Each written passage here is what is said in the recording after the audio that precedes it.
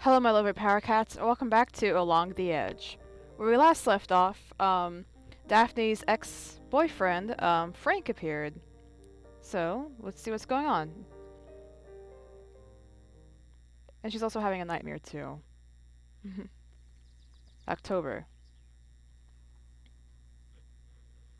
I am barefoot in the grass. Before me, the black mass of the forest seems to invite me in. I feel a hand on my arm.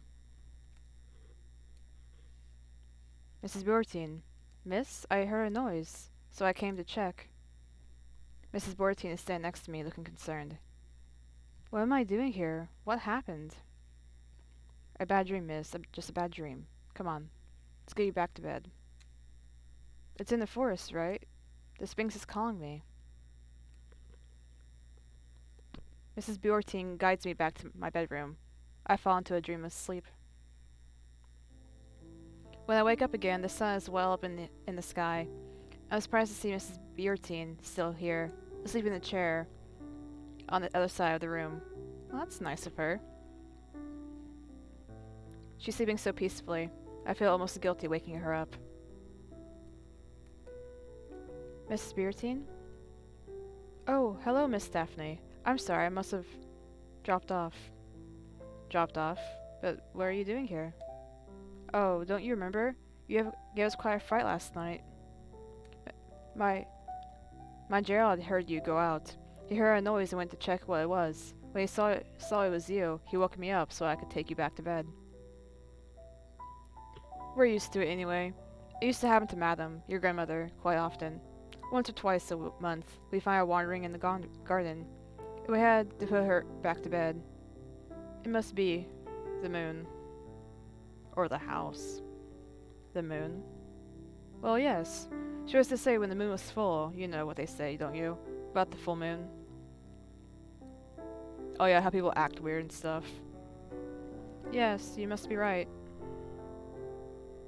Oh well. The full moon always brings something with it. You have to be aware of full moon dreams. Actually, I had a strange dream last night. I'm gonna do. It's funny you should mention it. I did have a strange dream, actually. I was in the forest. Then there was a Sphynx. Well, there was a mirror and a Sphynx. A Sphynx, you say? Did you know that's part of your family's coat of arms? Maybe you saw it there. Well, perhaps. The coat of arms? Yes, that's right. The blazon of the Delators. You should have a look. It's carved into the tower wall. A blazon with a tower and a Sphynx. A bit like the one from the pyramids. I'll take a look when I get the chance. Thanks. You're right. Maybe I did see it there. Well, miss, if you don't need me anymore, I'll get back to the lodge. Gerald must be waiting for me to fix his lunch. Yes, of course. Off you go. I know how to look after myself. Well, that sounded rude. In that case, have a good day, miss.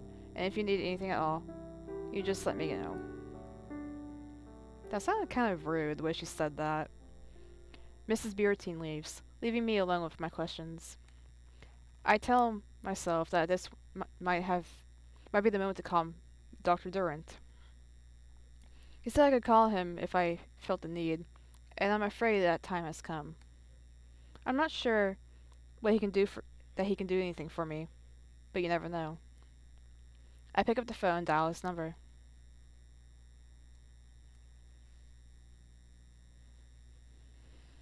Hello?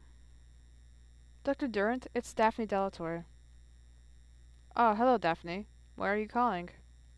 Well, you told me I could call. True, but you haven't been in touch since August, and now you're calling me on a Sunday morning. I'm guessing it must be important. Oh, I'm so sorry. I didn't realize. I can call you back tomorrow if you prefer. No, you were right to call me. That's precisely why I gave you this number. I'll be more tuned in now than I would be between patients tomorrow. I quickly run through everything that's happened since I arrived.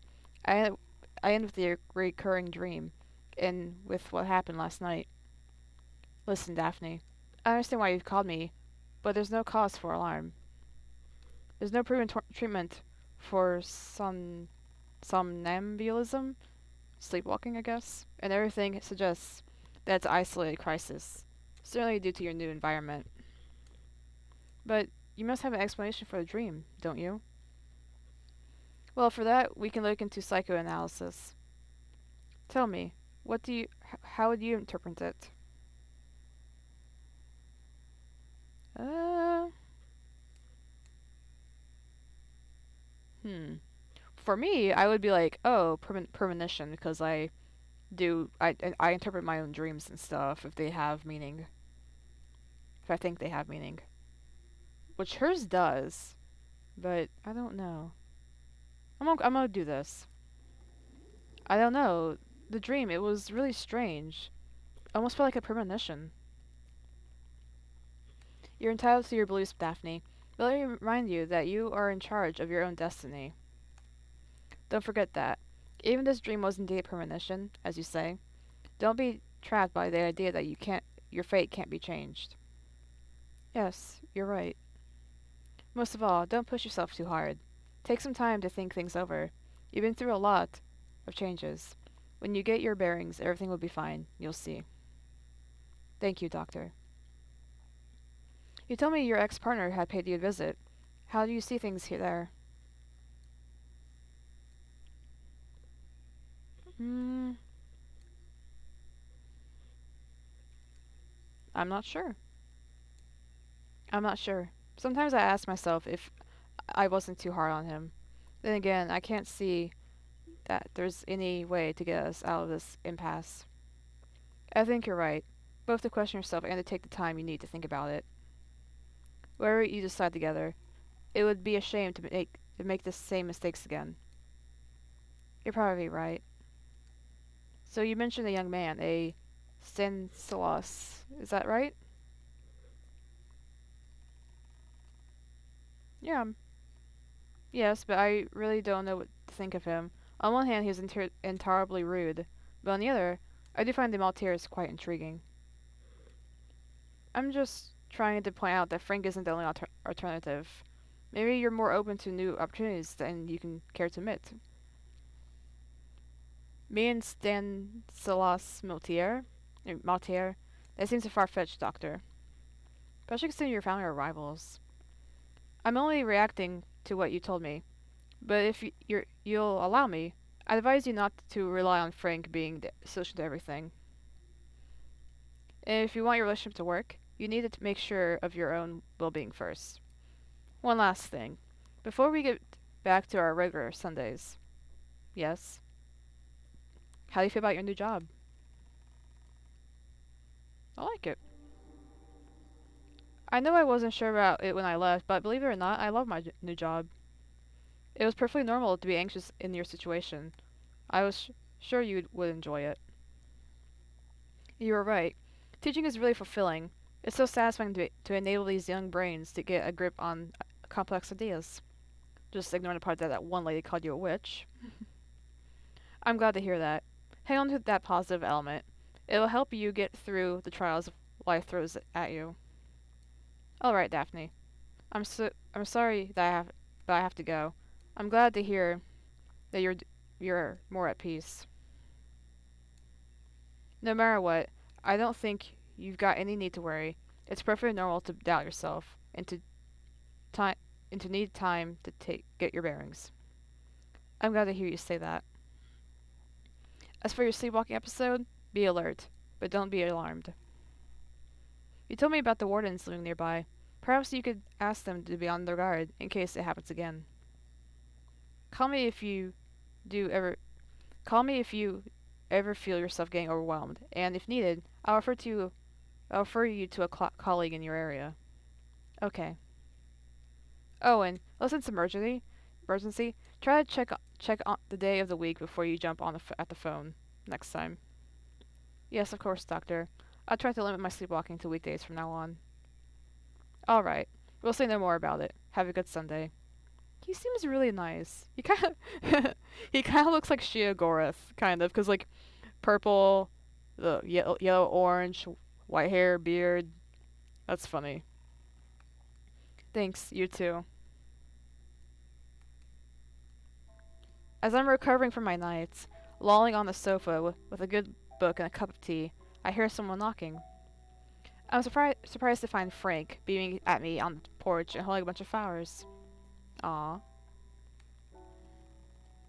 I don't like his smile, though. He looks very fake. Carnations, your favorite. When I saw them at the market, I thought of you right away. He hands me the flowers as he steps inside. How about coffee? Sure. Sure. So how are things going? Do you like the village? He follows me to the kitchen. I put the flowers in a vase and turn on the coffee machine. Well, I'm doing alright. I've got a couple of jobs, including some big roof repairs. What's great around here is that the people are so easy to work with. They're not constantly asking me to justify my decisions. And they don't have harebrained notions about how I should do my job. And you? How are you doing? We chat for a while, in passing. I tell him about my eventful night. I listen to him with half an ear as I sort out the family albums. 1 hour and 2 coffees later, Frank finally decides to get to the point. You told me about your tower with no door, do you remember? I've got to admit, I was pretty intrigued. Would you mind if I take a look? He's gonna try to make a door for it, I bet. He's a carpenter, he could probably, chisel out a doorway or something. Not at all. Help yourself. I'm as intrigued as you are. I'm wondering what might be inside. In that case, I'll investigate and report back to you. Do you want me to check around for an old pipe? I think you ought to be properly equipped, don't you think? Don't you, Sherlock Holmes? Very funny. I'm sure I can resolve the mystery of the Yellow Room. Then Frank goes off to do his stuff, and I get back to my blanket and my thriller. He reappears late in the afternoon, his coat covered with dust and his shoes covered in mud. Oh, he looks not okay. So, from the look on your face, I'm guessing it wasn't elementary, my dear Watson. Nope, I have to admit defeat. So what are your conclusions? That there must be an entrance somewhere, but I couldn't find it. I tried to get in by the wall with the ladder, but the arrow slits are too narrow and too deep. I can't see anything inside, let alone get in unless I blow up the wall. Mrs. Beerton caught me doing an acrobatic act, so I took the chance to ask her a few questions. Apparently she's got no idea what's inside either. I told you so. When I suggested getting in by the roof, she immediately advised me against it. Apparently the roof hides another older, more stone ceiling. So no way in that either. And thinking about the kind of scaffolding, I need to get up there. I think I'll take her word for it. Well, at least you tried. Sure. Well, I'd better go. I've got a big day tomorrow. Thanks for the coffee. You're welcome. See you later. See you. I didn't dream that night. Monday was particularly tiresome. I don't know if the students are conspiring to wind me up, or if it's just that I'm not completely over my disturbing weekend. To top it off, as I head to the school gates, I see Mrs.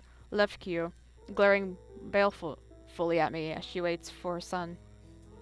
I suppose she'll leap on the chance to give me an earful. After my long day, it's tempting to try to dodge her, even if it's not very professional. As I'm weighing up the pros and cons, I realize she's already striding towards me. What should I do? If you try to avoid her, you're gonna look suspicious. It might get you in trouble. I'll let her come. I'm bracing myself for an unpleasant 15 minutes when I feel a hand on my arm. Oh, it's that guy. Ah, Miss Delator. I'm in luck. I just wanted a word with you. It's Stanislas Maltier, holding a young child by the hand. Mrs. Lefkew immediately turns on her heels and goes back outside the gates. Yeah, you should.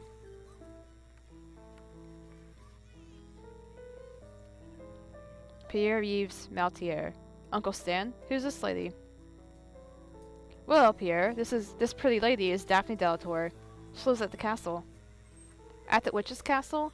You're not a witch, are you, miss? I mean, you come from a family of warlocks, so I mean sorcerers, so do excuse him. As you can tell, he's not afraid to speak his mind. He adds with a wink. He takes after his uncle, I suppose. I crouch down to the child's height.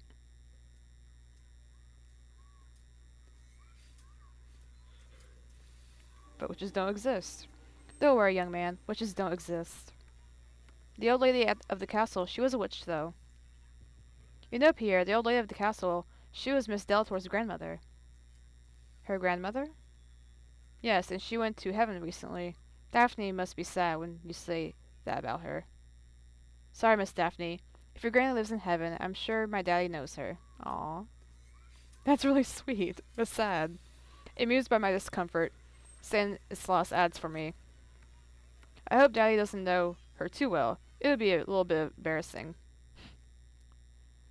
I stand up and notice Stanislaus is putting out his hand. I don't believe we've been formally introduced. Stanislaus Maltier, but my friends call me Stan. Daphne Delator. But it seems you already know that. Of course. You must have noticed how fast news spreads around here, Daphne. May I call you Daphne? When my father discovered something was going on at the castle, he had to know what was happening. I hope you'll excuse him. The poor man's obsessed with the Delators. But don't let that put you off. The rest of the family isn't cut from the same cloth. We must have a coffee together one of these days to get to know each other. I'm sure we have a lot in common. He's like 26. Before I have a chance to answer, he adds, by the way, did you receive your invitation to the cocktail party? Cocktail party? I do hope you'll come. My father always makes me attend, but it's atrociously stuffy. Uncle Stan, can we go for my snack? Yes, Pierre, in a minute. Well, Junior wants a snack. We'd better go. Say goodbye to Daphne, Pierre. Hey, my name is Pierre Yves, not Junior. The child takes my hand. Will you come with us, Auntie Daphne? Aww. I think he might have adopted you. Auntie Daphne has things to do. She can't come with us this time. Come on, let's go home. You're driving. For real? Of course not. Daphne, it was lovely to meet you. See you soon? Within a few minutes, Stan and Junior have disappeared in a sports car, and I'm left speechless on the sidewalk, trying to sort out what just happened.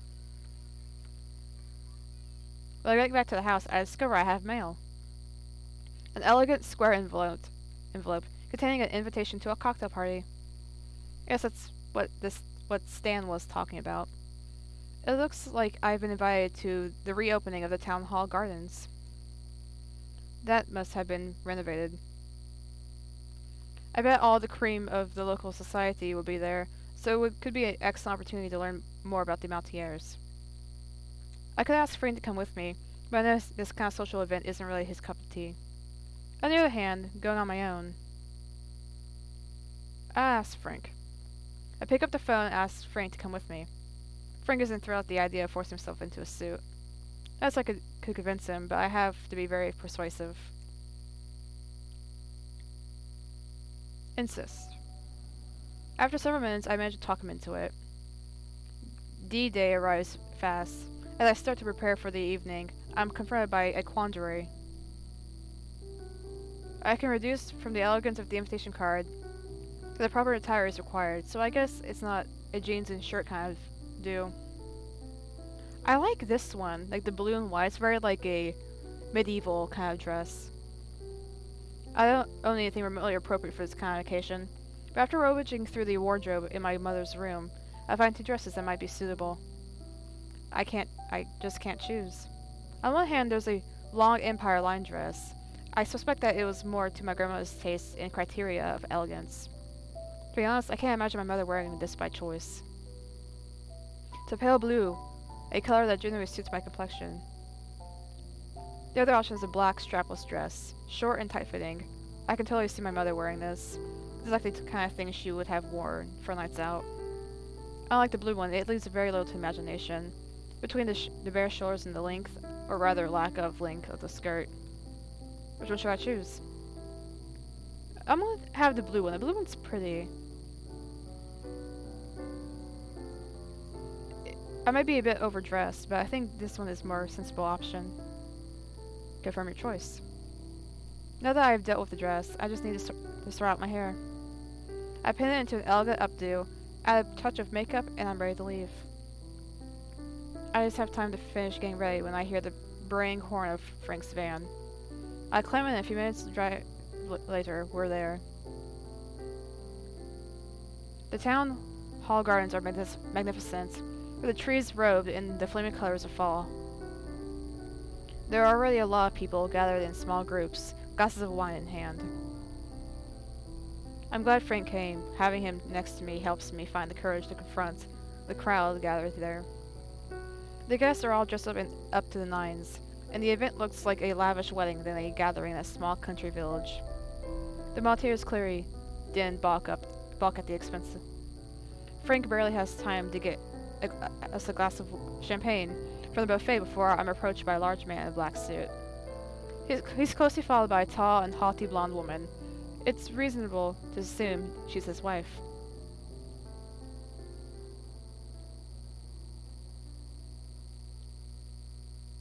Good evening, young lady. You must be the castle's new owner.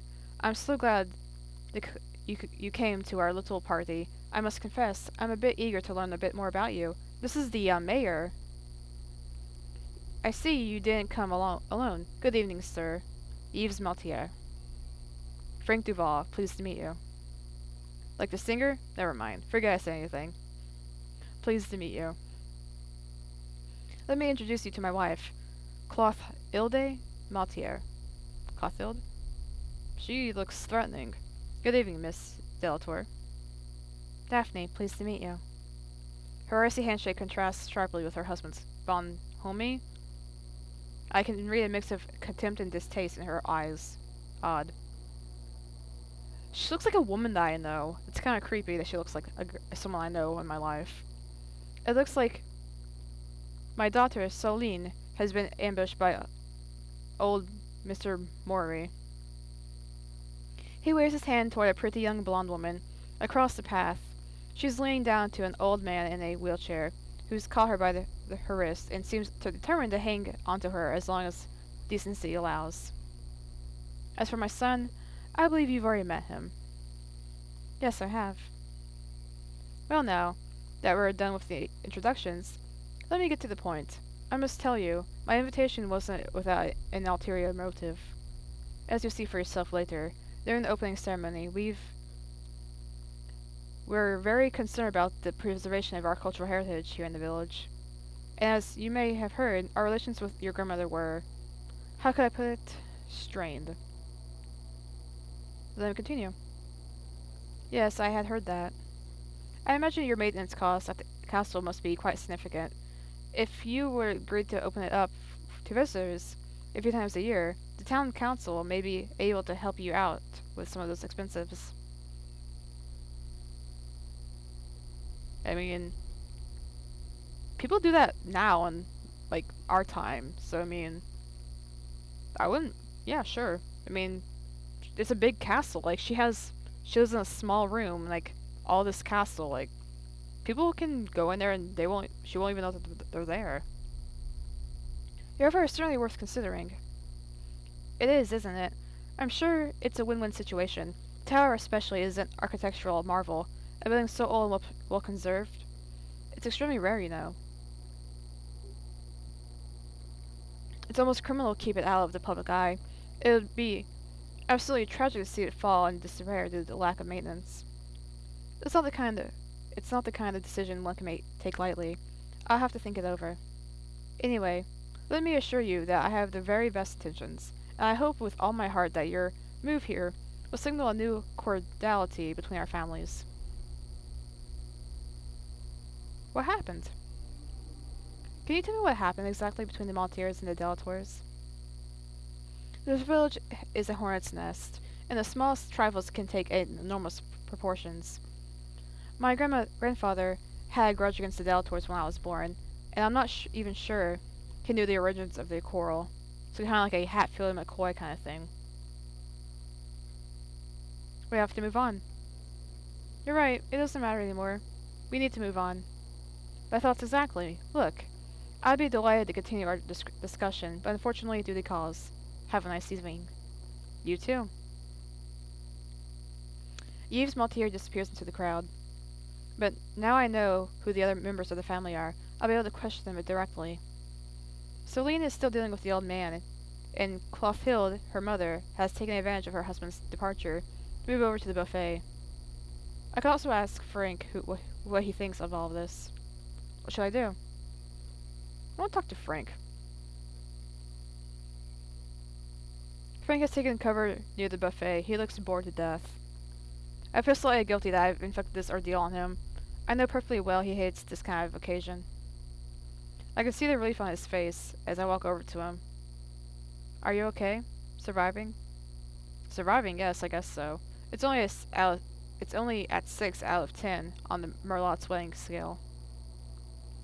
6 out of 10, that's so bad. That's not so bad. Well, we haven't crossed the pain threshold yet, but if you want to shorten my suffering, I'd be grateful. So, is that it? Are we leaving?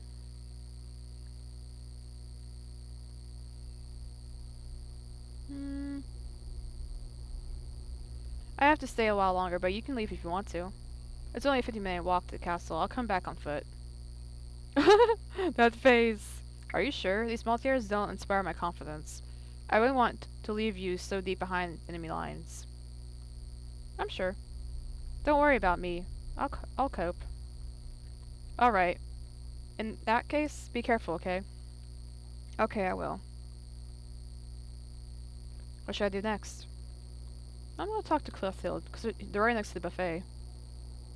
She literally looks like a woman I know. It's kind of interesting. Clothilde Maltier is chatting with a group of smartly dressed people. A vague smile plays on her lips. Her face is hard to read. Was she reluctant to attend this function? Or is the distant, haughty attitude part of her natural personality? Seeing me approach, she apologizes to her guest and takes me aside. Mrs. Maltier? Listen, girl, I'm talking to Dr. Zakarian and his wife.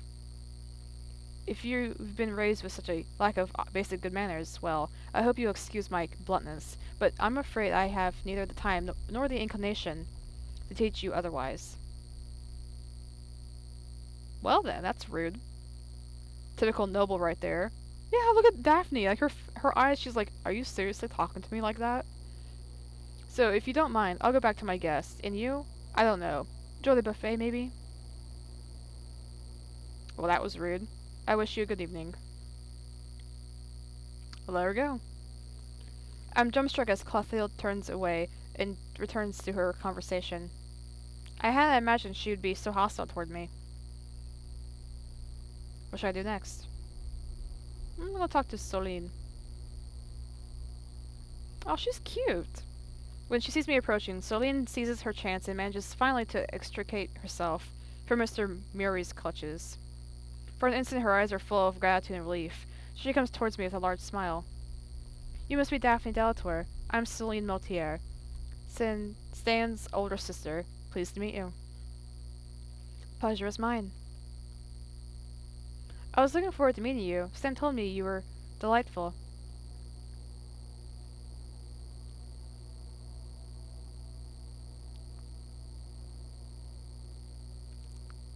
Yes, indeed. He's picking your son up at the end of the school day. Oh, so you met my little treasure. I hope he was behaving himself. He's been a bit of a handful since his father passed away. It's not always been easy. Sorry to hear that. I'm sorry to hear that. Thank you. It's kind of you to say that. It's been hard, but it's starting to get easier. One day at a time. Stan's been fantastic. He kept me afloat during the hard times, after the accident, and he's taken such good care of his little nephew. Actually, he's told me a lot about you. Really? He told you about me?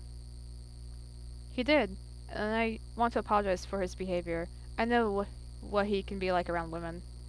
He probably won't like me telling you this, but I think you made quite an impression on him.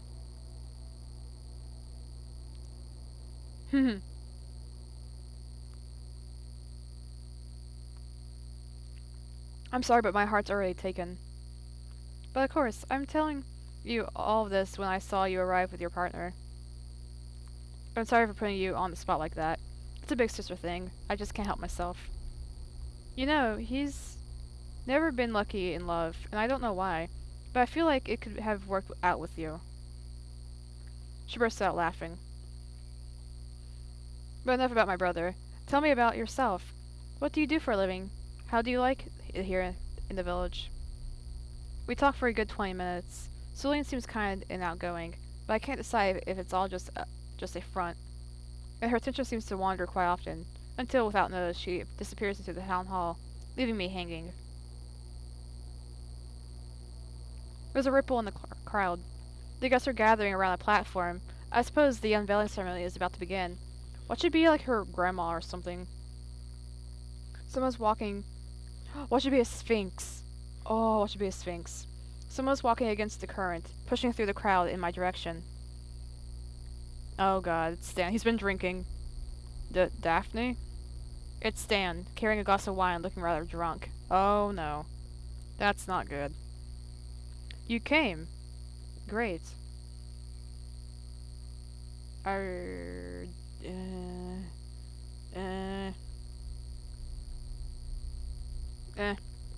This really isn't the time. Let me go. I know you're going to hate me, but I've been wanting to do this since the first time I set my eyes on you. The summer at the bakery. Is he gonna kiss her? For that warning, he takes me in his arms and leans me backward. I look into his eyes and I understand perfectly well what is about to happen. Oh no. I'm trying to hold him back, but exhaling wine he fumes in my face. His mouth presses down on mine. Luckily, I'm stood by a rasping voice that stops Stan in his track.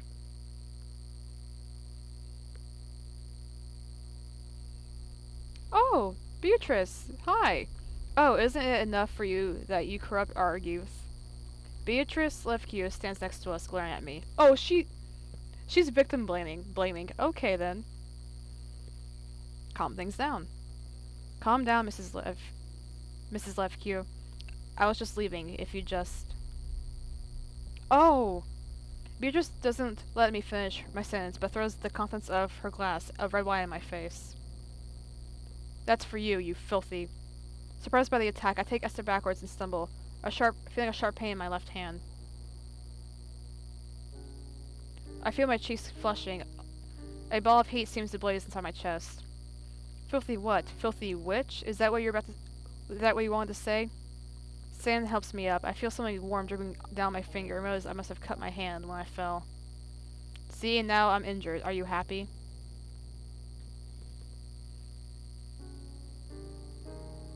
Uh-oh. Since I am a filthy witch, I curse you. You'll pay for what you've done to me last night.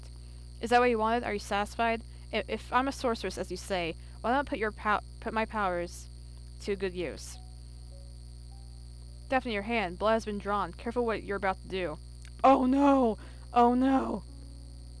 With perverse satisfaction, I watch Mrs. Lefkio turn white as a sheet. I hold her gaze until she lowers her head and turns away. Her eyes are glowing. Oh no. And he's like, oh no. They're all like, oh no. He puts his hand on my shoulder and shakes me gently. Daphne? Daphne, do you realize what? I cut him off, exasperated. Oh, enough now. Leave me alone.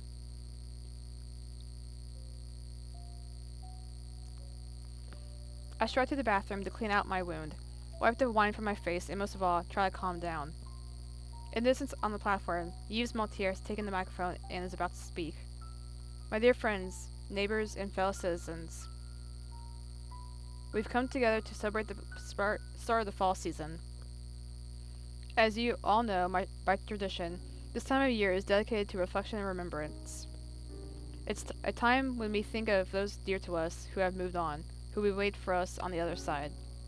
But it's also the time of the offering, when we pray that nature and her invisible entities bring us a mild winter. That's why our craftsmen have worked so hard all summer in preparation for this celebration, so that today we could present to you the fruit of our efforts. As we have summer behind us to the winter, this time of offering, as I said, seems like the ideal moment to renew our pact with our protectors. Those invisible forces who have allowed our traditions to survive century after century, not to disappear at the whim of the invasions and external influences, and who bring us good fortune, happiness, prosperity every year. So I'm proud to present to you this physical representation of our pact, the statue, symbol of our community that was worn down by the years in the weather, has now been remade by the masterful hands of our exceptional local craftsmen. Ladies and gentlemen, let me present to you a Sphynx. I knew it. The Sphynx. Okay. Well, that's all for today. I am really enjoying the story. Now let me know what you think of it so far. Like, this is really cool. Yeah. This is getting really interesting. I'll see you in the next video, which will be Friday, Saturday, and Sunday. You want to follow my social media, go for it. Links are in the description. You want to sub, like, comment, share, whatever, go for it. I'll see you in the next video.